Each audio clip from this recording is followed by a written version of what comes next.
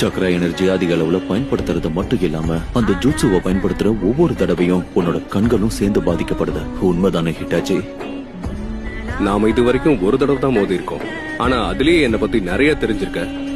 ஒரு விஷயத்தை மட்டும் தெரிஞ்சுக்கணும். உன்னோட கண்களுக்கு அந்த ஷேரிங்கனால இது வரைக்கும் எவ்வளவு பாதிப்பு ஏற்பட்டிருக்கு.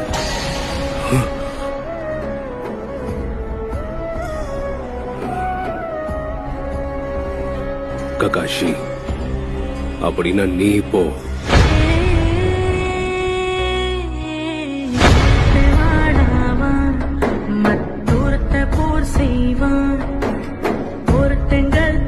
ஒருத்தன்